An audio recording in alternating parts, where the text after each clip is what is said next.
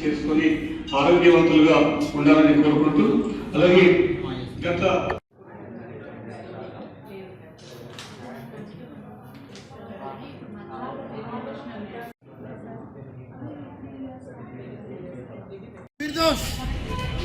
లావణ్య జగిత్యాల్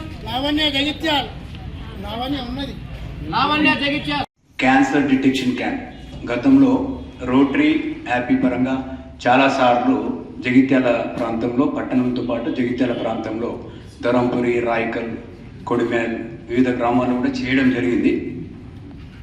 అంతకుముందు Indo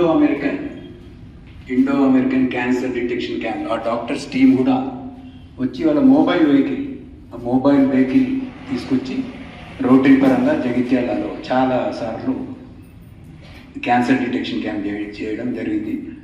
after Covid వచ్చాక అప్పటి నుండి గ్యాప్ వచ్చింది.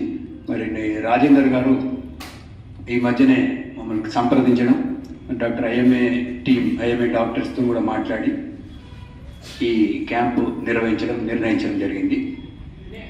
మరి మనందరూ తెలిసి ఇప్పుడు డాక్టర్స్ అవగాహన, క్యాన్సర్ డిటెక్షన్, క్యాన్సర్ రాకుండా ఉండే విధంగా అవగాహన కార్యక్రమాలు ఎన్ని చేస్తున్నప్పటికీ ఇంకా దానిపైన ఇంకా కొన్ని భయాలు ఒక అగ్రికల్చర్ ఆఫీసర్ నాకు ఒకసారి షేర్ చేసింది. ప్రతిరోజు మనం వేడి నీళ్ళల్లో వెజిటేబుల్స్ కానీ ఫ్రూట్స్ కానీ వేడి నీళ్ళలో నల్ల ఉప్పు వేసి మనం కూరగాయలు, పండ్లు వాష్ చేసి వెజిటేబుల్స్ మనం కూరగాయలు వండాలని ఒక అగ్రికల్చర్ సైంటిస్ట్. మనం నేషనల్ వైడ్ స్టాటిస్టిక్స్ చూస్తే సార్ క్యాన్సర్ కేసు అనేది పెరుగుతూ ఉంది. రోజు పేపర్లో చదివే ఉంటారు మీరు, చాలా రకాల క్యాన్సర్స్ కూడా పెరుగుతూ ఉన్నాయి. దీనికి ముఖ్య కారణం మనము తెలిసింది అందరికీ, కానీ మరొకసారి నాకు తెలిసింది నేను చెప్పదలుచుకున్నాను. మెయిన్గా ఒకటి పొల్యూషన్. ఏదైతే పొల్యూషన్ అనేది పెరుగుతూ ఉంది ఇండస్ట్రియలైజేషన్ వల్ల కానీ, తర్వాత దానివల్ల మెయిన్ ఇండస్ట్రియలైజేషన్ వల్ల ఏంటంటే మనకు ఆ పొల్యూషన్ అనేది పెరుగుతూ ఉంది. పొల్యూషన్ ఒకటి, డైటరీ హ్యాబిట్స్ చేంజ్ కావడం ఒకటి, మిస్టేక్స్ ఉంటే కరెక్ట్ చేయాలి సార్, తర్వాత ఏం లేదు.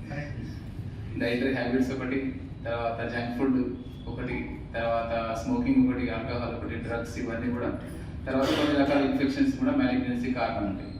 సో ఇవన్నీ పెరుగుతూ ఉన్నాయి కాబట్టి మా గవర్నమెంట్ తర్వాత ప్రభుత్వ తరఫున NCD ప్రోగ్రామ్ అనేది ఒకటి, నాన్ కమ్యూనికేబుల్ డిసీజ్ ప్రోగ్రామ్ అనేది, దీని కింద మేము సుమారుగా 6 లక్షల ప్రజల్ని స్క్రీన్ చేయడం జరిగింది.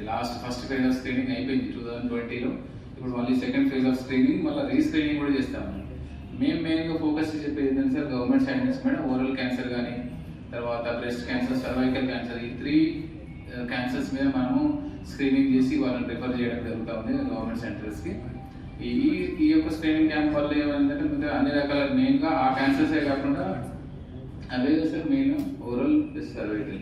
సో ఇంకేమైనా లక్షణాలు లంగ్ క్యాన్సర్స్ ఏమైనా క్యారెక్టరిస్టిక్స్ ఏమైనా ఉన్నా కూడా, ఇంతకుముందు సార్ చెప్పినట్టు లంగ్ క్యాన్సర్ ఫీచర్స్ ఏమైనా ఉంటే వాళ్ళు కూడా టెస్ట్ చేసుకో అవకాశం ఉంటుంది. ఇది బయట ఏంటంటే వేరే ప్రసారాలు ఖర్చుతో కూడుకున్న పని క్యాన్సర్ స్క్రీనింగ్ అనేది. సో ఇక్కడికే వచ్చారు కాబట్టి చాలా సంతోషం. ఒమేగా హాస్పిటల్ తర్వాత మనం అందరూ కూడా క్యాంప్ చేయడం చాలా సంతోషంగా ఉంది. మేము అడ్వైజ్ ఏంటంటే అందరూ కూడా ఎర్లీగా డిటెక్ట్ చేయడం వల్ల కొన్ని క్యాన్సర్స్ మనం సర్జికల్ మోడ్ ఆఫ్ ట్రీట్మెంట్తో కొన్ని క్యాన్సర్స్ క్యూర్ చేయొచ్చు. కొన్ని ఎర్లీ స్టేజెస్లో వస్తాయి, కొన్ని కీమోథెరపీ ద్వారా ఎర్లీ డయాగ్నోస్ చేయొచ్చు. ఏదైనా ఆర్గాన్ డిస్ఫంక్షన్ వచ్చిన తర్వాత అప్పుడు ప్రాబ్లం అవుతుంది. అవయవాలు పనిచేయకుండా పోయే స్టేజ్ కాకుండా ఎర్లీ స్టేజెస్నే cancer, like early stage of weakness ఉన్నప్పుడు, ఏమైనా క్రానిక్ వెయిట్ లాస్ కేసు ఉన్నప్పుడు, క్రానిక్ కాఫ్ అనేది కొంచెం కొన్ని నెలల కాఫ్ ఉంది తగ్గట్లేదు కాఫ్ ఒకటి, ఏదైనా మానిన పుండు ఏమైనా ఉంది, అన్ఎక్స్ప్లెయిన్డ్ వెయిట్ లాస్ ఏమైనా ఉంది, తర్వాత దగ్గుత రక్తం పడడం అట్లాంటివి ఏమైనా ఉన్నా, తర్వాత ఏమైనా లింఫ్ గ్లాండ్ ఎన్లార్జ్మెంట్ ఏమైనా ఉందా, లేకపోతే క్రానిక్ పెయిన్ ఏమైనా ఉన్నా, సో అన్ఎక్స్ప్లెయిన్డ్ వెయిట్ లాస్ అట్లాంటివి ఏమైనా ఉన్నప్పుడు ఏంటంటే డెఫినెట్గా స్క్రీన్ చేయడం వల్ల ఎర్లీ స్టేజ్లో డయాగ్నోస్ చేసే అవకాశం ఉంటుంది. ఇట్లాంటి ఒక గొప్ప కార్యక్రమం ఆర్గనైజ్ చేసినటువంటి IMA జగిత్యాల గారికి, తర్వాత ఒమేగా హాస్పిటల్ వాళ్ళకి, మంచాల కృష్ణ శ్రీనివాస్ గారికి నేను మా డిపార్ట్మెంట్ తరఫున ప్రజల తరఫున కృతజ్ఞతలు తెలియజేస్తున్నాను. Thank you.